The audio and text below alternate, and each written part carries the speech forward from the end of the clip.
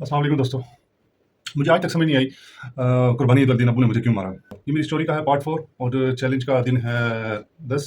तो आज दोस्तों मैं आपको बताता हूँ कि मुझे याद है हम लोग ने पिछली स्टोरी में आपको बताया था पार्ट 3 में कैसे हम लोग बात शिफ्ट हो गए थे। फिर मैंने आपको वो नंगा होकर मारने वाली स्टोरी सुनाई थी अपनी, तो नंगा करके मारने वाली।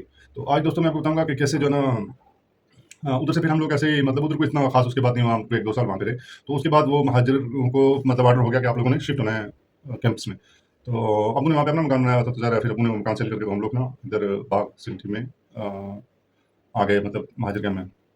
तो यहाँ पे आके इसका जो सबसे पहला पार्ट है ना, उसके बाद कुर्बानी ईद आती है ना यहाँ पे। कुर्बानी ईद आती है, तो कुर्बानी ईद की वजह से आज मुझे स्टोरी अपनी याद आ गई। तो कुर्बानी ईद आती है यहाँ पे, तो हम लोग ना यहाँ कुर्बानी वगैरह की तैयारी करते हैं आगे पीछे। खैर हम लोग तो क्या करते थे, लोग पैसे देते थे कुर्बानी, हम लोगों ने यहाँ पे ज़बह करके तो आगे गोश्त मार देना होता था। तो सीन ये होता है कि मैं ना बड़े टशन में पेंट शर्ट लगाया, बस स्कर्ट लगाई और जाके ना उधर जिधर कुर्बानी होती है उधर खड़ा हो गया। आपको पता है बच्चों का फिर अकेला की होता है शौक। तो होता है सीन है कि वो गाय को ना अब्बू पकड़ रहे होते हैं। तो गाय अब्बू को घसीटती है थोड़ा सा, और घसीटने के बाद जो ना अब्बू को थोड़ा सा घसीटती है, मतलब जख्मी वगैरह कर देती है। तो खैर पकड़ी जाती है गाय, अब्बू पकड़ लेते हैं बाद में उसको। थोड़ा सा इधर से लेके तकरीबन 200-300 मीटर घसीटती है गाय, तो उसके बाद अब्बू उसको पकड़ लेते हैं, काबू कर लेते हैं। तो अब्बू को ना गुस्सा था, मतलब शायद क्या था क्या नहीं था, मुझे आज तक समझ नहीं आई। तो मैं उधर खड़ा था साइड पे, बिल्कुल साइड पे होकर खड़ा था, और भी लोग खड़े थे, ये नहीं था कि मैं अकेला था, तकरीबन 40-50 बच्चे खड़े थे। तो अब्बू एकदम से आए, आके ना अब्बू ने ना मुझे थप्पड़ शुरू कर लिया। जनाटेदार थप्पड़, एक इधर एक इधर एक इधर। अच्छा मैं परेशान यार कि ये अब्बू क्यों मुझे मार रहे हैं। तो मुझे ना आज तक समझ नहीं आई कि मुझे अब्बू ने उस दिन क्यों मारा।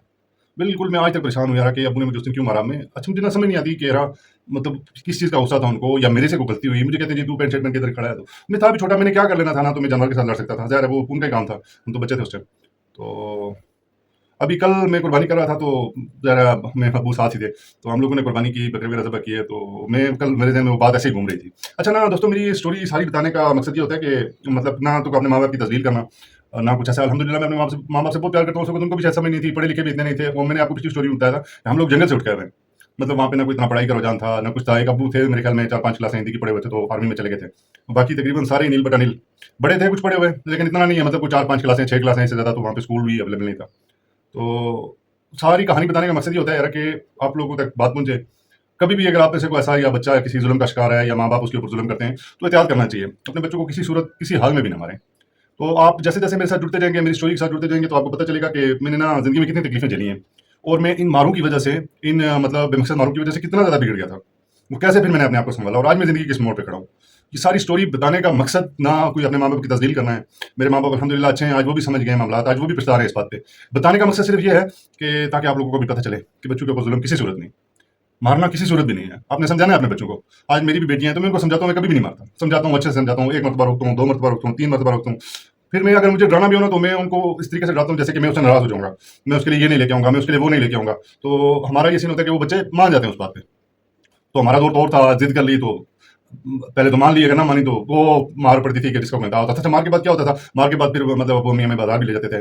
जाके जो है ना वो अच्छी-सी शॉपिंग वगैरह करा ली, या कोई जैकेट चाहिए या चप्पल चाहिए या कुछ भी चाहिए तो वो लेके दे दिया। लेकिन उस चीज़ का वो मज़ा नहीं रहता, क्योंकि उस चीज़ ने बिगाड़ पैदा कर दिया, बहुत ज़्यादा बिगाड़ पैदा कर दिया।